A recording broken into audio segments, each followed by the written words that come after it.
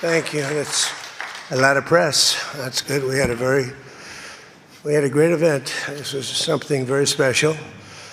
And I want to thank President Macron and Bridget, his really lovely wife, fantastic person, for welcoming us to France for an extremely successful G7 summit. I would say it's one of the most successful.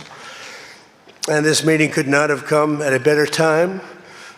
On Sunday, we reached an agreement with Iran that achieves everything we set out to accomplish, everything and much more. Ending the current conflict, reopening the Strait of Hormuz, and preventing Iran from ever obtaining a nuclear weapon. That's what it was all about. That was about 99%. Iran cannot have a nuclear weapon. They can't develop it, buy it. They can never have a nuclear weapon. At the same time, with this announcement, or close to it, as people started to think it was going to happen when Iran was making some very positive statements, the stock market has surged to record highs, picking up thousands of points over the last short period of time, thousands of points. And oil is dropping like it has never dropped before, at levels that went in numbers down $7, down $8. They've never seen anything like that. But if we didn't do this deal, we could have dropped more bombs for another 3 weeks, 2 weeks, 4 weeks, 2 years. You would never have the Hormuz Strait open. You would never have success. Your market would have, instead of going up at levels that nobody's ever seen before, would go down at levels that nobody ever saw before, maybe except for 1929 or whatever. And you know, all the tough guys don't realize that this wasn't a 3-month deal. This was years in the making. You know why? Because I was the one that killed General Soleimani. And if I didn't kill General Soleimani, we probably wouldn't be talking right now about this deal, because he was a mad genius. They never were able to replace him. But a lot of people forget that. The tough guys, you know, the tough guys that would drive the country right down the tubes. The past 2 days have provided a chance to discuss the details of this historic agreement with many of our closest friends and allies, including the G7 nations and many presidents and prime ministers. As you saw, Prime Minister Modi was here. We had a long talk. He's a great guy. They are thrilled that we made a deal, every one of them. There's not one nation that came to us and said, please, sir, keep dropping bombs on them. Please keep dropping bombs. The stupid people say that. But I'm thrilled to report, and by the way, those last 2 days were brutal. $200 million worth of bombs. And, you know, it is expensive too, by the way, aside from everything else. And they knew I was coming for a third night. We informed them we're coming for a third night. They didn't have their Navy, it's sunk. They didn't have their Air Force, it's gone, not one plane. They didn't have anti-aircraft equipment, so we got free reign. They didn't have their leaders.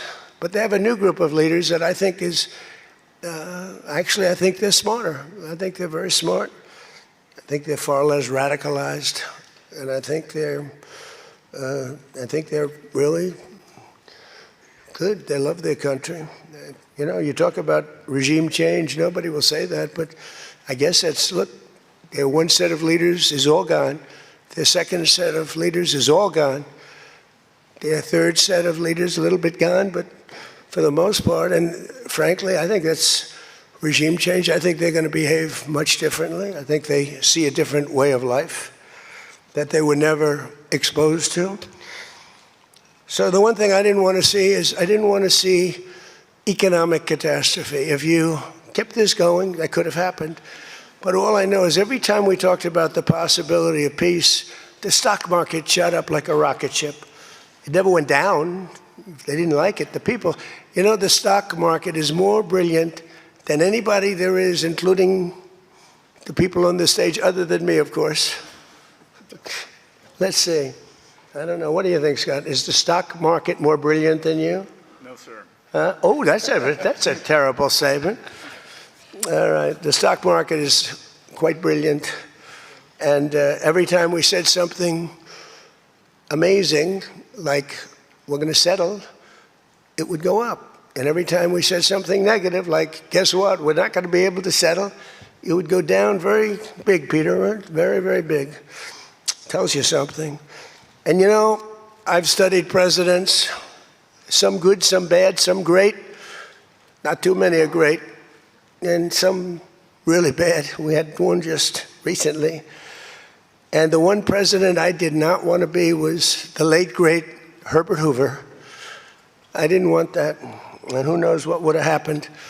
But bad things happen. So the past 2 days have provided a chance to discuss the details of the deal with the closest friends and allies, the heads of countries. They were all here, a lot of them. Far more than the 7, as you know, a lot of them. And they put out a statement. I think President Macron, who did a great job, by the way, did a really fan, him and Bridget, they did a great job. But they all put out statements saying they love this deal because they want to see it over.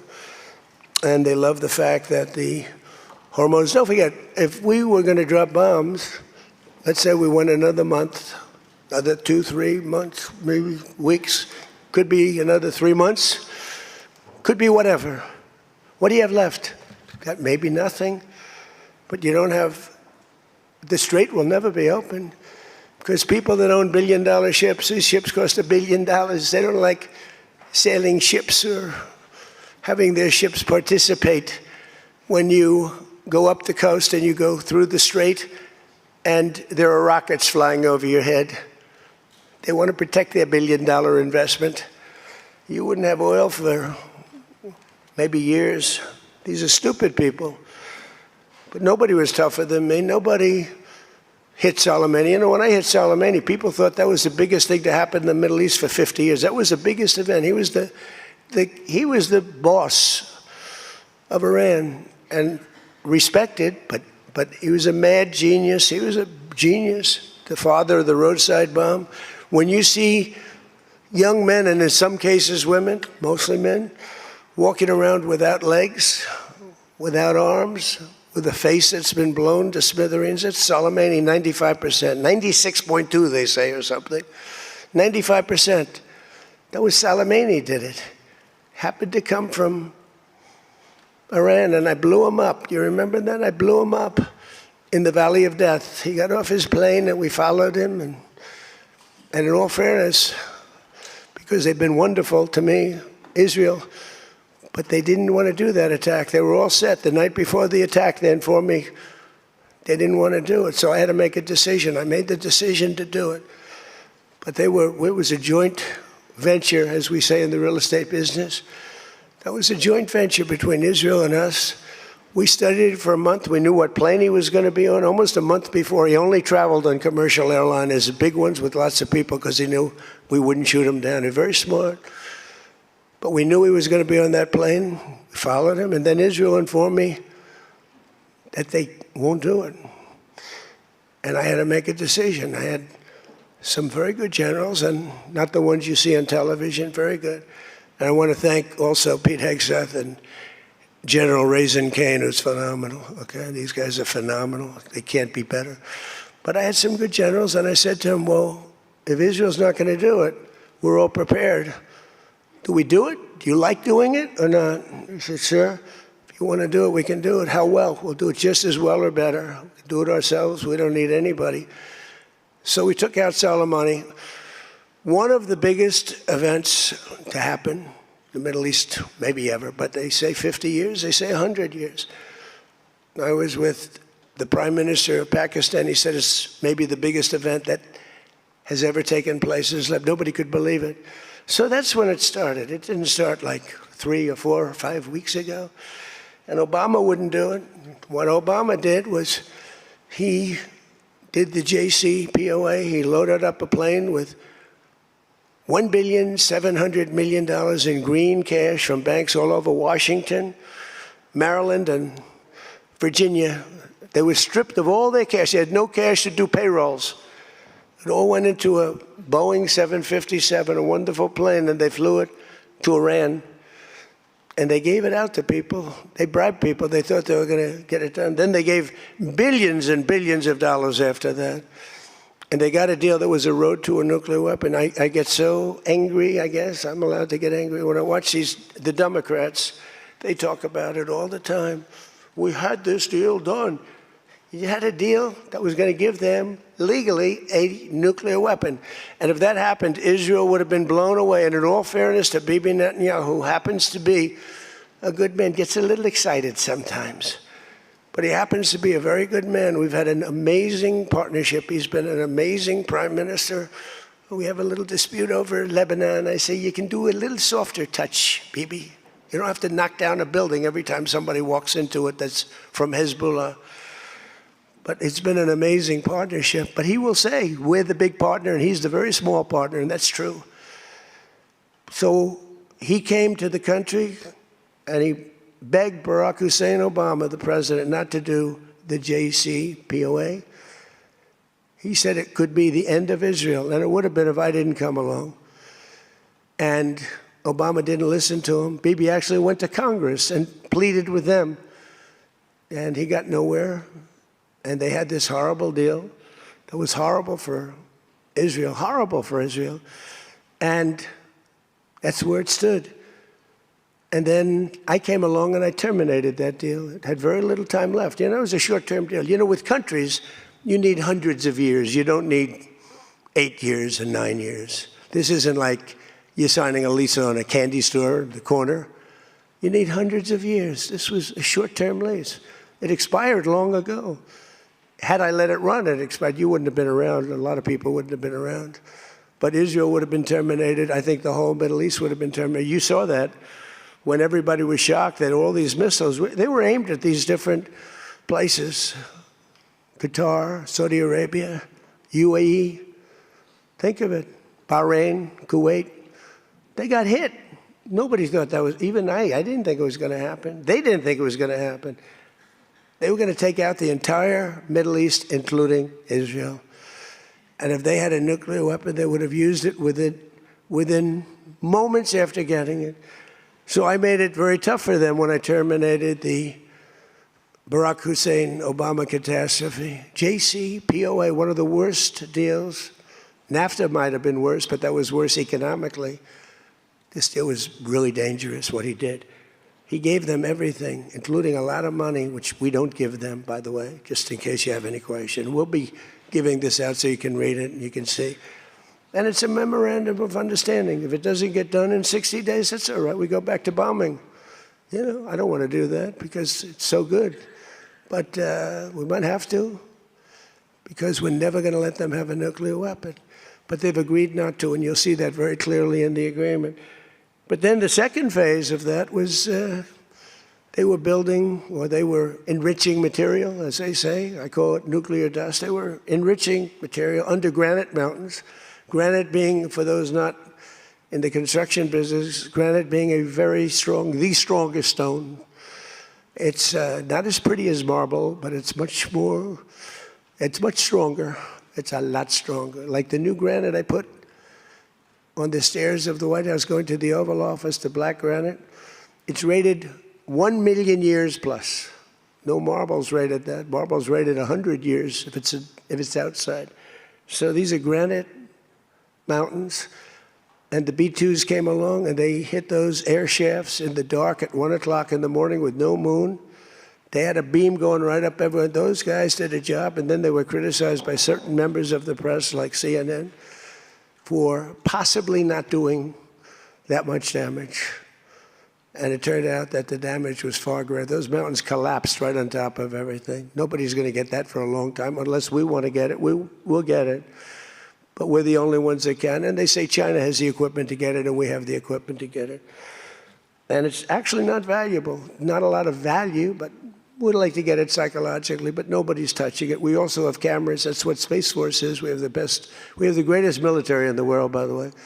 But I'm proud of Space Force because I started it. We have Space Force cameras on every single door, well, there are no doors. They've been pretty well shattered. But every area of that, if somebody walks in and he's got a badge with his name on it, like Mohammed something, which is about a 50-50 guess, Mohammed something. They can tell the name. They can give you a serial number.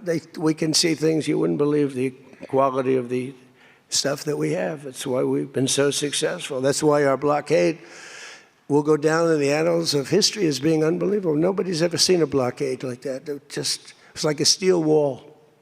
So what happened is we then terminated that, and I call it the nuclear dust, and that was the end of that. But if we didn't hit that with the B-2 bombers, or if it wasn't successful, they would have had a nuclear weapon, a nuclear bomb at a very high level, not the highest, but it would have been a very high level.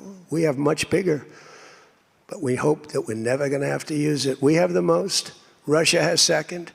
China is very far behind, but going to catch up, unfortunately. You know, they're catching up, but we have the most. We have the most powerful, but we also have the most. But Russia's not far behind. And then you have China in third place, but within 5 years, they'll be probably even. And we ought to make a denuclearization deal. It would be so great. We don't need all of that. We don't need to be able to blow up the whole world 300 times over. It's terrible. It's really, if we could do a denuke deal, I'd love it. And one of those two is very willing to do it, I will tell you. But the other one is less willing to do it. And you need all of them. So the deal we reached with Iran on Sunday will be signed shortly, tomorrow, maybe the next day. Subject deals. My whole life is all about deals. That's all I ever did is make deals. And crazy things happen with deals. I've gone into deals where it's a guarantee. No way it can not be signed. And it doesn't get signed. And I've gone into deals that you have no chance of making, and they go like nothing. So, but we're going to most likely sign a deal. They want to sign a deal. And they've been acting very appropriately. They took a big 2 hits last week. Those were 2 very big hits. So importantly, Iran has agreed that they will neither produce nor procure a nuclear weapon. Neither produce, because originally they said, they talk about that they will not develop a nuclear weapon. And some people found it okay. These guys didn't, in all fairness. But some people, but I didn't like it. Said it won't develop. I said, what happens if they should buy? I don't know. It's very dangerous for somebody to sell, because whoever sells them a nuclear weapon will get nuked themselves. If they sold a nuclear weapon, only a few that could do it, they would be nuked. They wouldn't have that country long. So it's a very dangerous thing for somebody to do. But I wanted it in there. So it's develop, procure, buy, anything. And you'll see that when you see the agreement, but it's appropriate that we release the agreement. And we did send a copy to Israel, by the way. They've been a good partner. Again, I think they could do better with respect to Hezbollah. I'm not saying they shouldn't protect themselves. I'm saying when 2 drones are shot into the desert and drop harmlessly, you don't have to knock down buildings in Beirut. They could behave better. And frankly, they could do a better job. I love them as a partner. They were terrific. But they could do a much better job with Hezbollah. On that, I don't think they're doing well. And I feel very bad for Lebanon. Lebanon's been, it was a great culture. They had the professors, the doctors, the lawyers. It was an incredible culture, maybe the highest in the Middle East for years and years, centuries. And for the last 50, 60 years, they have been just trashed. They have been living in hell.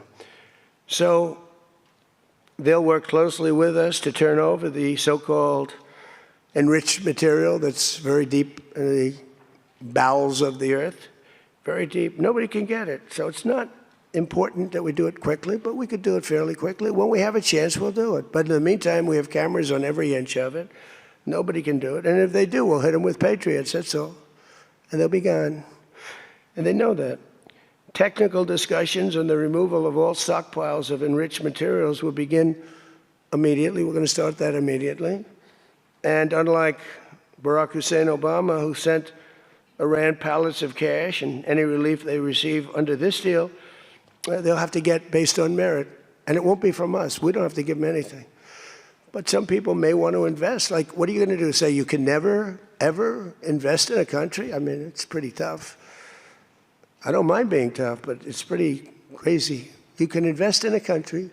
You can invest in any country you want, but you can't invest there. Well, they need investment because we did $1.5 trillion, maybe $2 trillion worth of damage. So somebody's going to have to help them out. There's no guarantee about helping them out. And could be their neighbors will help them out a little bit. I don't know. But it's a lot of money. Almost nobody has that kind of money. That's the kind of damage that was done. But we're not investing any money. There was a fake story. There was a fake news story that got a man, a person, a good person. J.D. made a statement. It was a perfect statement. And they reported it in a very strange way. But that's why it's fake news, I guess. So we don't give them money. We don't give them any of that. And what happens is with time, if they behave, if they be a citizen of the world, a reasonable citizen of the world. And I think this group, again, I didn't do this for regime change, but I think this group is regime change. I mean, hey, the first group is dead. One little morning, having breakfast, the whole group, they thought they'd never be caught because we never bombed during breakfast, but we bombed. And they all, 88 people. And I'm not proud of that at all. But the second group came in and they were very unreasonable too. And they were all gone. They were all gone. And then the third group, we've been dealing with them. Couple left this planet, but we've been dealing with them. And again, they've been fine. I mean, I've had a lot easier. I've had some easier ones. They're tough, they're smart.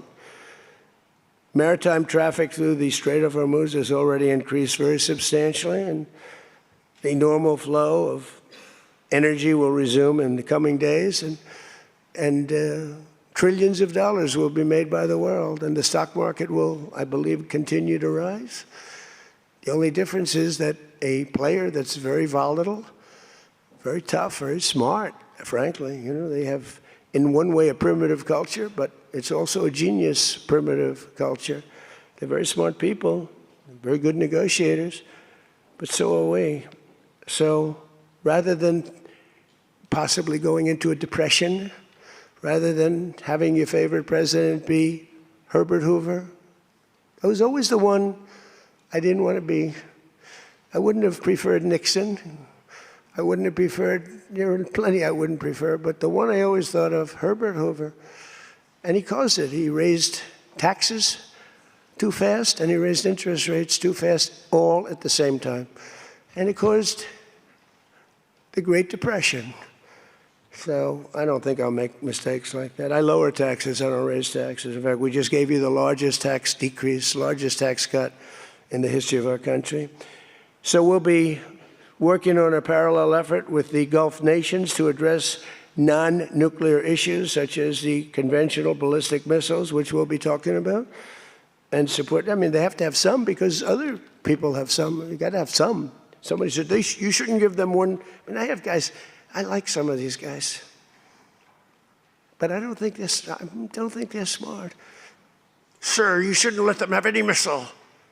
I said, well, what am I going to do? Am I going to let Saudi Arabia have missiles, but they can't have them? Yes, sir.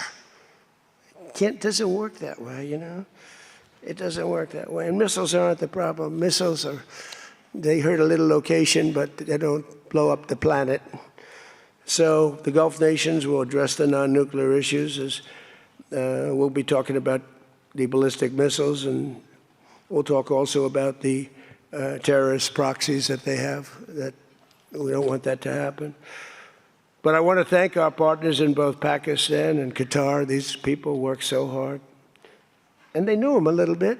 In the case of Pakistan, quite well. In the case of Qatar, they were sort of at odds. And Qatar was great because they had right next door. When I flew from there, from that location to Saudi Arabia, I'd fly for 40 minutes, and I'd fly to UAE for 40 minutes. Two great leaders there, by the way.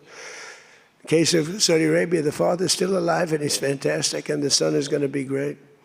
He's going to be great. The Crown Prince and Mohammed at UAE is an incredible warrior. He was dropping bombs Last week I said, who the hell's dropping all those bombs? It was UAE. He's a good fighter, Mohammed. But every administration for decades has sought to get Iran to relinquish its nuclear ambitions, but the threat only got bigger. The words got bigger and bigger and stronger and bigger, and nothing ever happened. And Iran got stronger and tougher. If we didn't blow them up the first time and then blow out those weapons, they would have been unstoppable. This should have done, what I'm doing and what I did, should have been done years ago. Would have been much easier, much less firepower. But it wasn't. And again, I want to thank all those countries, and I want to thank Israel and Bibi Netanyahu. So obviously the breakthrough would not have been possible without the unprecedented pressure the United States put on the regime over the past year and a half. But again, it started a long time ago. It started with the death of Soleimani. That was a big deal. No president in history has ever been tougher on Iran than I have, and they know that. And by the way, if they don't honor the agreement, or some things aren't even mentioned in the agreement, it's a memorandum of understanding, but we have an understanding of certain things without writing it. And if they don't honor that, we'll probably go back to bombing them until they honor it, you know? It's amazing what bombs can do. So I say it, the Obama deal was a road to a nuclear weapon, and let's call it the Trump deal, was a wall for a nuclear weapon that the nuclear weapon could not get through. Nobody's going to get through it. We built a wall. They weren't going to have it, and that's what we have right now. And it says very clearly, the most important clause to me, too, number one, the Strait opens, but that's much less important than the other clause. Clause number whatever, 5, 8, is a very strong statement that they will never have a nuclear weapon. And it doesn't say they'll have one in 5 years or 10 years or 20 years. With Obama, they were able to enrich very quickly. This agreement now provides Iran with a historic opportunity. If they follow the path of cooperation, will have opened for them, their country will have a chance to survive. Now think of it, you know, they have 91 million people. People want me to bomb the bridges. Why don't I bomb? I already did, because, you know, they went back on one of their promises, and I bombed their biggest bridge, the equivalent of that was the George Washington Bridge of Iran. But we bombed that bridge, you saw that. One quick strike by an F-22, the most beautiful fighter jet ever made, by the way. In fact, we're ordering some more of them. We're bringing it out because it's so effective. It's incredible. It's incredible. Well, look, we have the greatest military in the world. Those B-2 bombers are unbelievable. Who would have thought they could handle, each had 2 because the flight was so long, but they handled 3 of the biggest, heaviest bombs, hundreds of thousands of pounds, and they handle them like they're nothing. It's amazing. And also, they're undetectable. They flew into Iran, totally, think of it, totally undetected. Now, Iran's waiting for them. They're waiting for them. And they never saw them. 1 o'clock in the morning, they never saw them. They're stealth. And we just ordered 22 more. The newer, upgraded version, which I guess is better. I don't know how the hell you get better.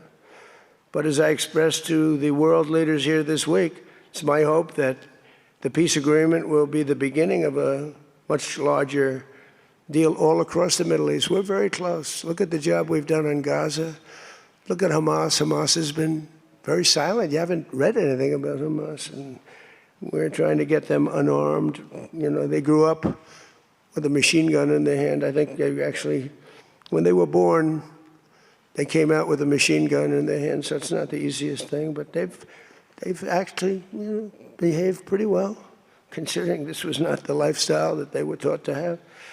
But including an end to all Iranian aggression, they're not going to be Iranian aggression, and an end to war and terror in Lebanon. So the Lebanon peace is something we'll have to work on a little bit. It's a very small piece of the puzzle, actually, but it still makes a lot of noise. The big deal is the Iran deal. That's where the money is, where the power was. But they have Hezbollah, and we got to get that done one way or the other. We'll do it. I think Israel can do a much better job on it. Syria would love to do it. I was very responsible for the gentleman at Syria that's now the president of Syria, he's done a tremendous job. He's put that country together in a year and a half.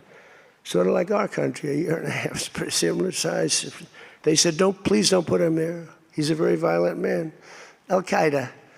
I said, well, I know one thing, a Boy Scout's not going to work. And he's actually done a very good job. He'd love to go in, and Hezbollah is an enemy of his, and he'd go in, but he wouldn't knock down buildings every time he hears there's somebody. He'd just go and get them with precision. But I don't know that people want that. Maybe they don't. Maybe Lebanon doesn't. We have to be guided a little bit by Lebanon. And by the way, the president is going to be coming, Prime Minister, President, going to be coming over to see us very shortly, over the next week or two. Good man. He's, man is living. What a tough life he's got, because he's got tough groups of people. And it's amazing. Amazing there is a Lebanon with all they've been through. They have been treated worse than just about, I think, anybody. Disrespected incredibly. So the expansion of the Abraham Accords is the other thing that we hope we're going to get. And I think Saudi Arabia, if they lead the way, they'd be doing themselves a big favor, because everybody that's in it, UAE went in right from the beginning. Again, he's a warrior. And they never got out. Nobody ever got out. You think maybe during the war. They were all afraid of, everybody was afraid of Iran. And that's why we ended up with the original members. But then when the election was rigged, that's right, and I wasn't here at all, nobody cared about anything. The country went to hell in every way. That was the least of it. Middle East was the least of it. The country went to hell, allowing 25 million people into the country, unchecked and unvetted, many of them criminals, many of them murderers, 11,888 murderers allowed into our country. So this was the least of it. But the past 2 days have also provided an opportunity to discuss a number of other key issues with members of the G7 and our partners. Yesterday morning, we had a productive conversation on the war in Ukraine. I spoke with President Putin. I spoke with President Zelensky, and he was there. And President Putin I spoke over the phone with. And something's going to happen. They're losing a lot of people, a lot of soldiers. They're losing soldiers. Both are losing a lot. Russia's losing more because they're the offensive ones. And when you're offensive in war, you lose more. Pretty simple. But I provided an update on my call Sunday with President Putin and expressed my continued hope. We had a very good conversation with President Putin and a very, very good conversation with President Zelensky. I think they both want to do something. They just don't know how to do it. They want to do it. They just don't know how. In our session yesterday afternoon on international partnerships, I offered an update on how the United States is leading the world in responding to the Ebola outbreak in Africa, sending $375 million in aid so far to help stop and contain the crisis at its source. And we've done great. I was with the president of, a couple of presidents came over, by the way, from African nations, and they were so happy with what we did. But where it's unfair is we gave $375 million. The rest of the world gave essentially nothing, maybe a couple of bucks, but nothing. And they were all saying, thank you so much. And I think they've done a good job. It's a terrible thing. Ebola is a terrible thing. That's an unbelievable one. Fortunately, it's not like COVID where it's that easy to spread around, but it's rough. And we've done a good job. We've moved people to certain quarantine, certain locations. But today we also had excellent meetings on the economy and artificial intelligence, which is amazing what's going on with that. It's going to be the biggest thing ever. We have to be very careful with it. It's both great and could be bad. We have to be careful with it. But we're leading China. We're leading the world on that. We're allowing them to do their own electric plants because they need, as an example, those buildings are so big. And they're not taking the community's electricity. I gave them the right. It's my idea. I gave them the right to build electric plants like Con Edison in New York. Dig we must. And they've come up with plants that nobody's ever seen anything like them. Those are by very high IQ people. So they're actually building electric plants. So because Otherwise, they could never build a building because the grid is old and tired and broken and a mess. So they're building it, and they're going to sell very cheaply, they're going to sell their extra electricity into the grid. So we take care of a lot of things, like California, which doesn't have nearly enough electricity. They don't know what they're doing there. And instead of having blackouts and brownouts, they'll be able not to. We found a great deal of unity here at the G7, and we signed a declaration on illegal immigration, the first time ever for a G7 statement. They did a beautiful statement. We signed other agreements to step up and to really coordinate and spend a lot of time coordinating drug trafficking and the stopping of drug trafficking, which is crazy. It comes through Mexico, comes through the southern border, the little that comes through. They find a way, they put it, they're genius. If they would use that genius for good, they'd be very rich people. They have it in engines, they have it in hubcaps, they have it in areas you wouldn't even believe. They have it in the structures of cars. Most incredible thing. But we've done a great job on it. We have drugs coming through the border are down 61%. Drugs coming through water, the sea, ocean, sea, Gulf, down 97.2%. That's the ones that get hit. Just like we hit the Iranian minesweepers and mine droppers, they call them. They dropped. Who would have 28 mine droppers? Who has 28 mine droppers? They actually had them, but they don't have them anymore. We hit them just like we hit the drug dealers. But drugs are down by water 97%, and over 60% they're down. And now we're going to go and focus on the land. They come through Mexico. Mexico has lost control of their country. The cartels run Mexico, and it's sad. And the president's a very good woman, but she's a very scared woman. The drug cartels are totally running Mexico. It's not even close. We agreed to accelerate our efforts to secure our critical minerals and rare earth supply chains, where we have great companies really going to town. We're going to give everybody a big run because we do it better and we had to get motivated. The G7 also agreed that the United States' new approach to international development based on the private sector investment is working at levels that they never thought possible. It's really working. I held a number of very positive bilateral meetings, including with the President of France. It was a very good meeting, actually. The Emir of Qatar, Sheikh Tamim, who's, I tell you, I wish I could really know the guy. You know, some people say, well, he lived in that neighborhood. You can't be saying things that you'd like to have him say. He was fantastic on this, and he's been a fantastic guy in terms of energy and getting energy out there. President of the United Arab Emirates, Mohammed bin Zayed, who's an amazing warrior. President El-Sisi of Egypt. Prime Minister Modi of India. We spent a long time together today. I spoke to Mohammed. I spoke to the Crown Prince of Saudi Arabia a number of times. They're all so happy that they're still, you have to have them happy too, you know. We're using their airports. Not that they could stop us if we didn't want them to, but it'd be nice that I went to get that little sucker. But I missed. I hate missing. But we spoke to all of them and many countries all over the world. So every country, I think Israel too. Look, think of what Israel's getting. They're not going to be nuked. It's very simple. I told Bibi, your biggest risk was that they'd drop a nuclear weapon into the middle of Israel. They'd only need one, and there would be no more Israel. Think of it, Bibi. You got the best, the most important thing that you were asking for is that. So I think they're happy.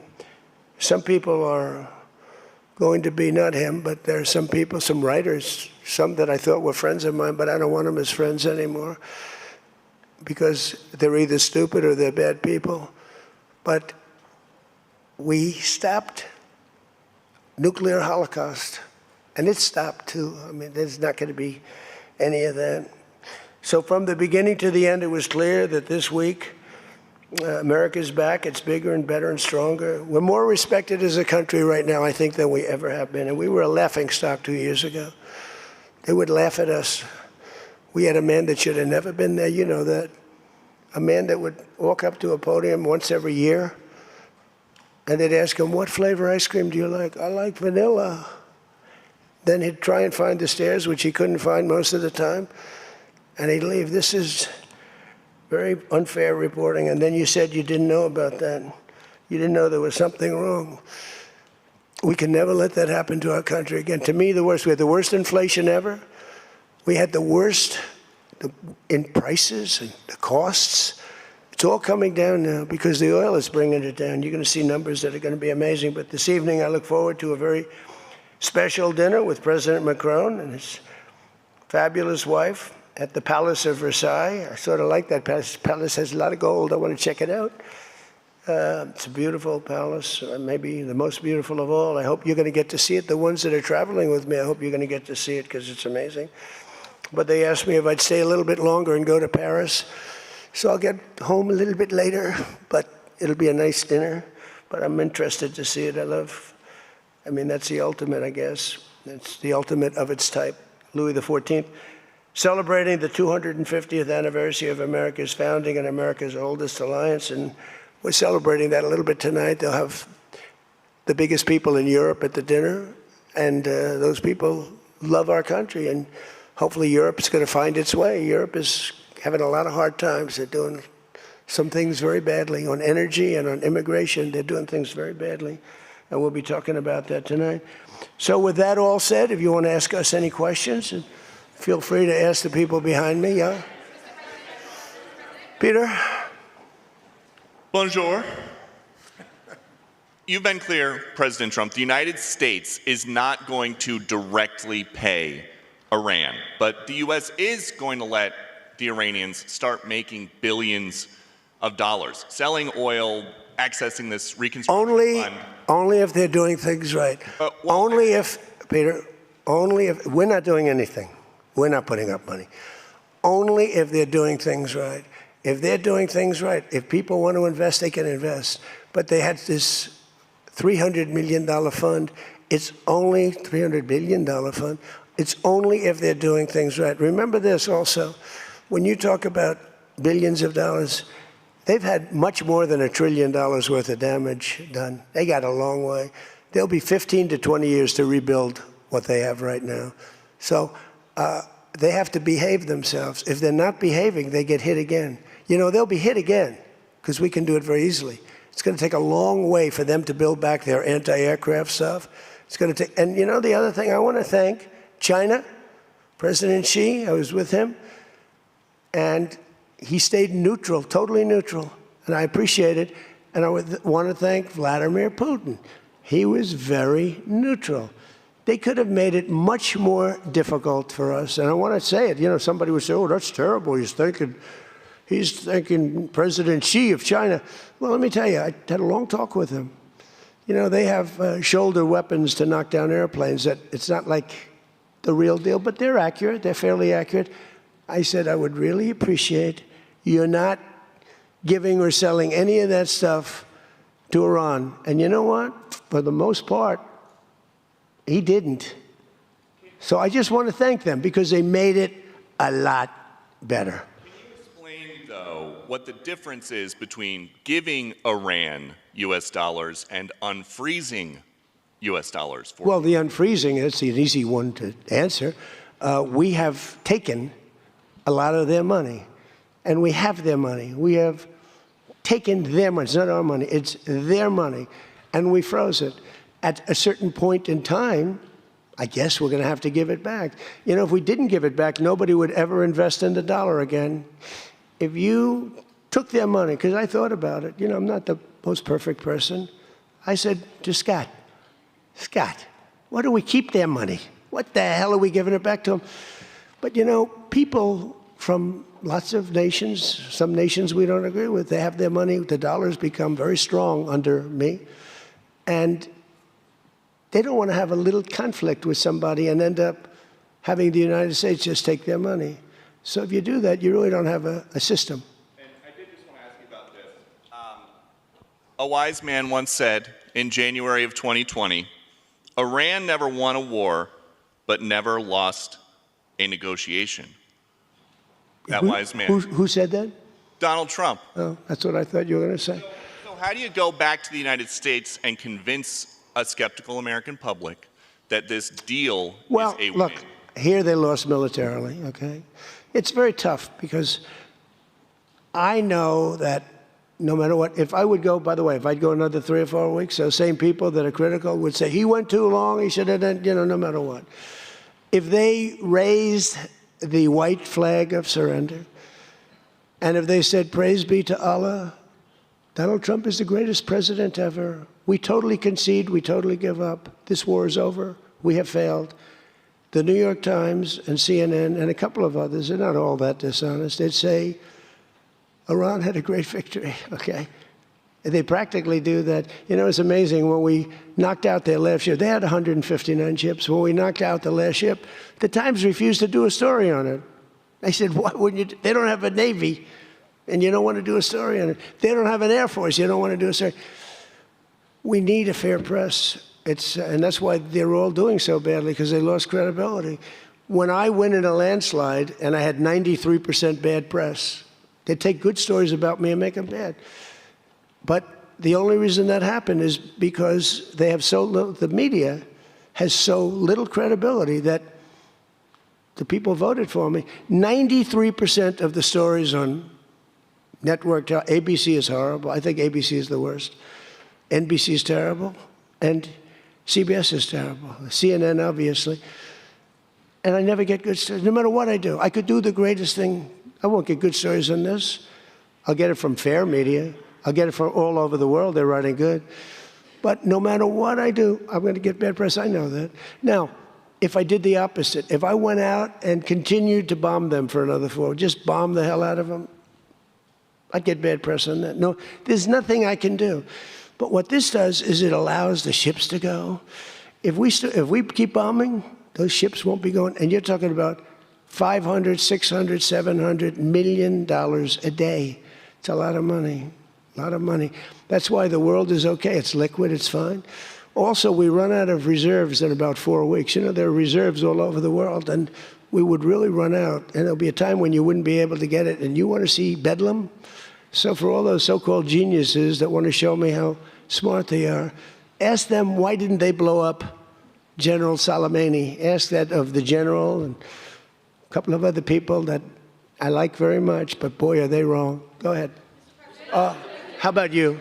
Thank you, Peter. I'd give you more, Peter, but people will say I like you too much. Thank you, Mr. President. Bonsoir, Mr. He told me that first day in office, he asked me like 7 questions. I answered all of them. Is this true? He said, he just answered more questions in one meeting than Joe Biden did in 4 years, okay? I'm not going to get you in trouble, but that's what you said. Go ahead. Well, Mr. President, in The Art of the Deal, you write about the importance of leverage. Yeah. Obviously, you have a lot of leverage when it comes to Iran, whether Tremendous it's militarily or through economic sanctions. What leverage, sir, do you have when it comes to Israel and Hezbollah to ensure that they abide by the ceasefire? Well, I think we have leverage just by the fact that we really have Iran now has to be good. They have to behave. And we might help. That's a much smaller conflict. It's a conflict that should be able to be over with. I'm surprised it's taken so long. And it's a much smaller, but we have a lot of leverage. We have the greatest military anywhere in the world. We have the strongest, most powerful. Look at the blockade. By the way, the blockade was more impactful than all of the bombing raids where we dropped $1 billion worth of bombs on Iran. The blockade was so incredible. The naval blockade, the admiral, the whole thing, not one ship got through. That meant no money got through. They were dying. They had no money. They have inflation that's 250 or 300%. They have no money. We have tremendous leverage. We have the leverage of the economy, as an example. We'll get that done. That's a small one, and we'll work with Israel and get it done. But I'd like to do it. I mean, you have people living there. Buildings are being dropped on top of them or right alongside of them. How would you like to live there? It's so unfair, especially Beirut. You go into Beirut, and I looked at the scene 2 days ago, yesterday, where they hit. That was a big hit. That was unnecessary in my book. Yeah, please. Two questions. If you could clarify something you said just a few minutes ago. One of the goals of Epic Fury going into it, you said was... Say it again. Speak up. Sorry. One of the goals of Epic Fury, you said going into it, was to destroy Iran's ballistic missiles and its capabilities to build more. Yeah. Why is it acceptable to you now that they keep some of that capability? And Iran is... What are they keeping? What are they keeping? They have less than other nations now. We knocked out probably 85% of their missiles. The rest of them are underground. They can't even get them out. You know, the other night's raid, I think it was on the first night, we knocked out hundreds of their missiles. Actually, by mistake, we were hitting an area, and you can sort of see when the bombs are going off, and then you see one that looks like, wow, what happened? A lot of missiles knocked out. No, but what are you going to do? Let's spend another 2 weeks and give them none. They don't want to be firing missiles right now. They're going to have a hard time rebuilding. They're going to have a hard time rebuilding. And if people from the Middle East, if people want to invest, and again, they don't have to invest at all, but if they do want to invest, it does have oil. It does have probably a future, but it's going to take a long time. But are you going to let the 91 million people starve to death? I mean, one of the things I was very intent on, they have water desalination plants, very good ones. I could have knocked them out in 5 minutes, just like I knocked out Carg Island. I knocked out everything but the oil. I said, 25, it was so complete. The only thing there is the pipes coming with the oil because I didn't want to ruin the world market because they do a lot of money. But I didn't want to do that, no. It would have been so easy. It would have been easier, and I would have satisfied a group of 10% of the people, but it would have been the wrong thing to do. And it could have caused an international depression. Maybe not. Iran's position has always been that their nuclear program was for civilian purposes. If they come back after the signing of this and say they want to continue to have a civilian nuclear program, is that acceptable to you? Well, I've said to them always, I say, look, you have probably the 3rd largest oil reserves in the world. What the hell do you need nuclear for? You need nuclear for some electricity? So I've always felt that way. So we've been pretty tough on that. It is a little hard, though, when you say that somebody wants it. Other people have it, other adjoining states have it, and you're not letting them have it for purposes of electricity and things like that. It's always a little tough. You have to use a little common sense, please. New York Times, please. Thank you, Mr. President, Thank you. for the question. Now that you're approaching a new phase in this conflict with Iran, can you now say whether you will hold anyone in your administration accountable for the strike on a school that killed more than 100 children on the first day of the war? No, if it was a fault, and as you know, that's under investigation, it's such a strange question to be asked at this state, because you're talking about a long time ago, but nobody did that on purpose. I guess you'd have to say about them, what about the thousands of soldiers that they blew up when they opened their car door? What about the thousands of people that were killed by Iran? No, mistakes are made. The war is nasty. But I know it's under investigation, and I could have a report for you tomorrow. Or I would ask Pete Hegseth that question, because they have it under investigation. Please. Mr. President, you've been saying all week that this deal permanently prevents Iran from getting a nuclear weapon, but the drafts of the deal that have been floating around barely mention Iran's nuclear program. So can you explain how exactly the deal achieves that goal? So when I say permanently, it should be permanently. But if it's not permanently, we will bomb them. They will be bombed, just like I bombed them on Wednesday night and Tuesday night, and was going to bomb them on Thursday night at a level that was 3 times greater, and they knew that. I will bomb them. Now, that's with me as president. If you have a weak, pathetic president, maybe that doesn't happen, but I can only do the job that I have to do. I have a long time to go. I have almost 3 years, close to 3 years. Time is going fast. But our country's become we're the most respected country in the world. Those leaders today, they said, we used to laugh at you. 2 years ago, the same guys, they'd laugh at the country. And now they say, you're the most respected country anywhere in the world. Militarily, even military. Take a look at what happened look at what happened in so many different locations. Afghanistan, that horrible retreat that these people made, leaving equipment behind. They weren't under any pressure. You take your time. You can get out. I was going to get out. We were going to get out with dignity and pride, take 100% of the equipment. I was even taking the tents down. But then they got in and they just left. They left all the equipment. I may get all that equipment back. Now, here's the thing. More symbolic, because it's a little old now. But we may get it all back.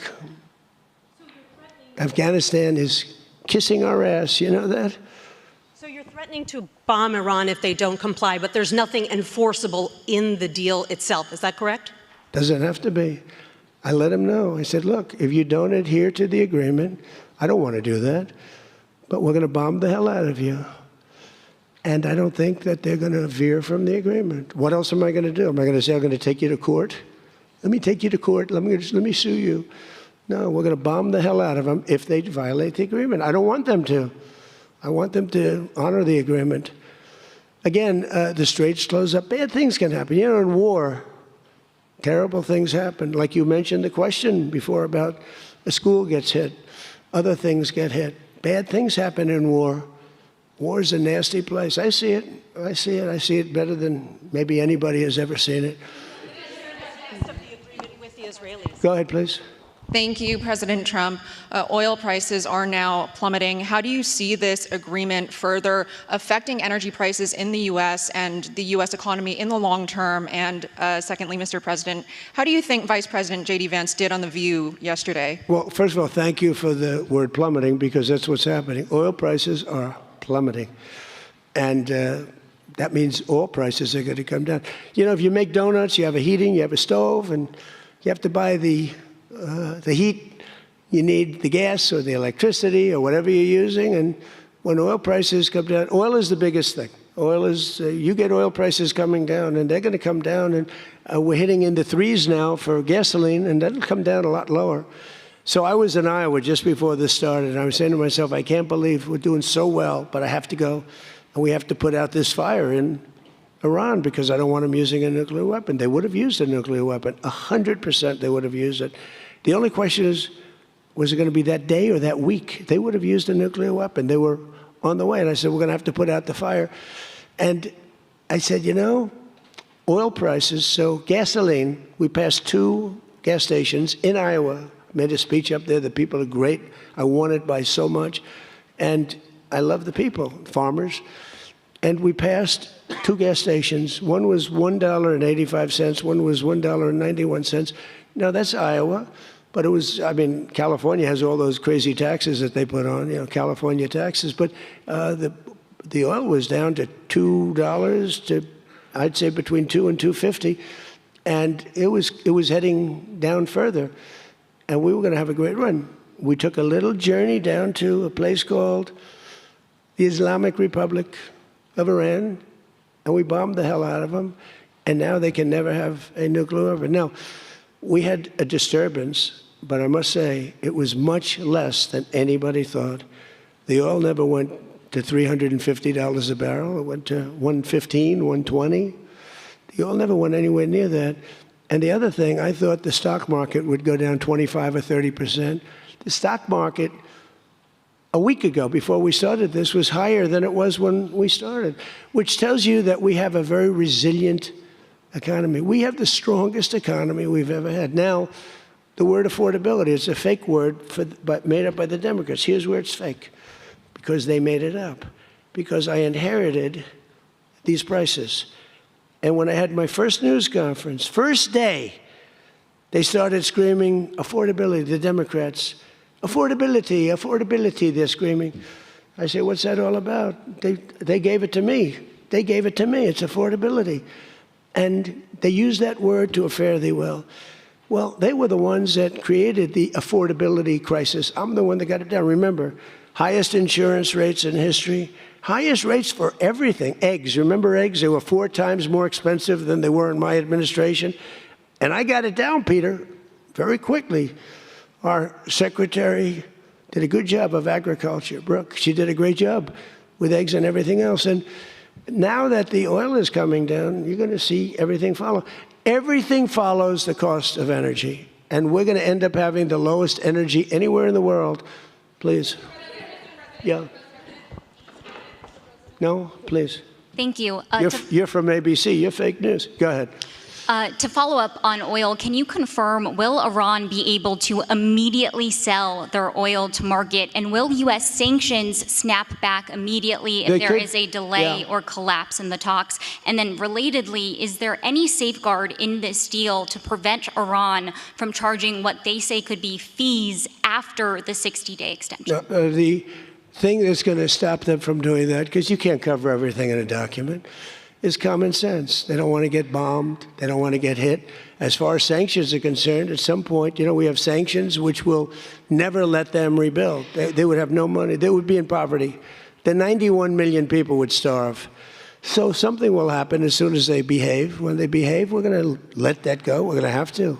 I put sanctions on a lot of people, and then I let them go. A lot of countries. Yeah, please. Thank you, Mr. President. My name is Shinji Abe. I'm a Japanese Yomiuri newspaper company from the Washington correspondent. My question is about the Strait of Hormuz. Did you ask other G7 nations to send military force? And what specifically are you asking of Japan? Or where are you from? I'm from Japan. From where? Japan. And is military support? I just left your prime minister. Japan's doing very well. She's my biggest fan, I have to tell you. She thinks I did a great job. You have to call her and ask her. And, she's doing a very good job, by the way. Go ahead. And military support is no longer necessary. Yeah, but what do you want to know? Go ahead, just tell me. What do you want to know? Okay, my question is, did you ask other G7 nations to send military force? And what specifically are you asking of Japan? To send the Air Force? For what?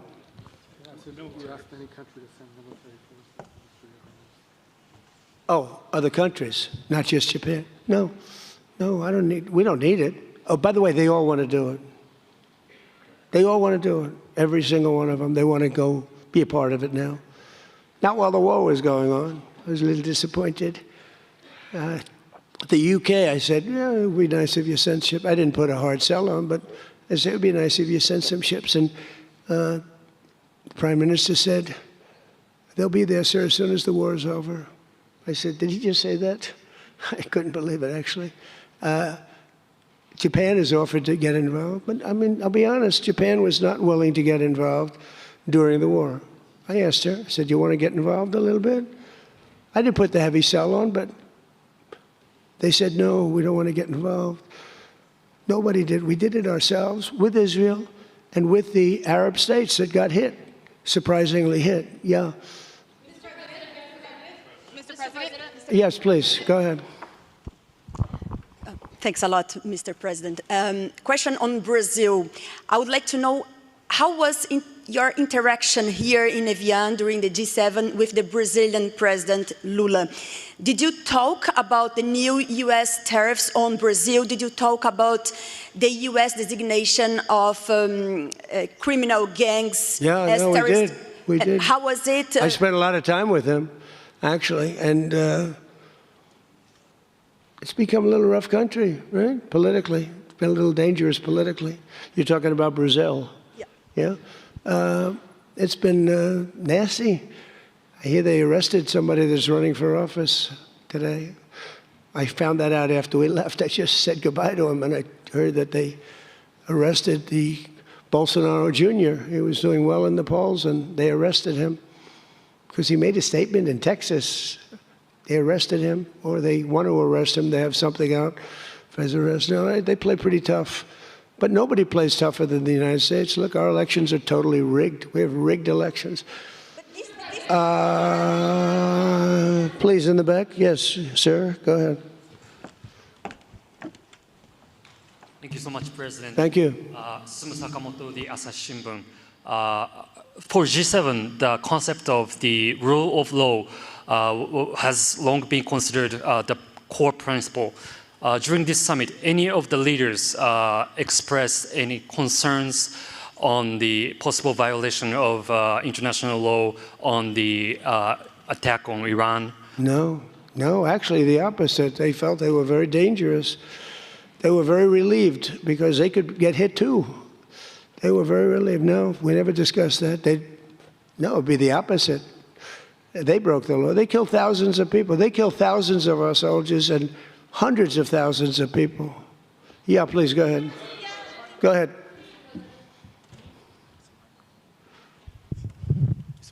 Okay. Mr. President, yes. Yesterday, the Pakistan thanks for the Chinese government to help make a peace talk between Iran and the United States. So what do you think about China's work to get the United States and Iran sitting down to talk and make the deal? And the second question is... Okay, let me answer the question. Okay. So I think China's been terrific. I told you that before. They could have been bad. They could have sent in to try and block or break the blockade. They could have sent in an oil ship with 6 destroyers alongside of it on each side. They didn't do that. President Xi helped me. He tried to help, and I think he probably helped get it solved. You know, they get 50% of their oil from that location. So that wasn't that easy. President Xi was fantastic. He tried to help me solve it. And he didn't give any big weaponry. I guess we'll find something somewhere along the line. But he didn't give any big weaponry, I can tell you that. No, I think China I couldn't ask for much more. Again, they were impacted because they get more than 50% of their oil from the Hormuz Strait. And no, I thought they were fantastic. Okay, how about one more question right here? Go ahead, please. The latest YouGov Economist poll shows that Democrats have lost a 5-point edge on the generic congressional ballot. They just have now just a 2-point lead since February. Do you think that they're losing momentum? Well, I see the Republicans in generics. You know, generics are very important. I don't know how accurate, because I see a lot of bad polls. The polls are very dishonest, just like a lot of reporters, like these people over here, are very dishonest. CNN, ABC, it's a whole group of them over there. They're really dishonest people. But, you know, and really networks are very dishonest. And they have to straighten themselves out or they're not going to be very successful because people don't believe them anymore. But no, the generics are very interesting because the Republicans are coming up strong even before this. You know why? They're seeing all these lunatics, like the guy in Maine with the swastika. You know, for 10 years they've been calling me a Nazi. And now they have a Nazi running. He's got a tattoo on him. I've been denying it for 10 years. They know it's not so, but they've been calling. I don't think they can call it to me anymore. You know, one more? One more? Go ahead, Peter. Let me finish with Peter because he's been better to me than he's been to Biden. Thank you, President Trump. I have a question about this weekend. Why not stick around for the signing ceremony with this Iran peace deal? I might. You might? Yeah, I might. But I'd rather, this is a memorandum of understanding.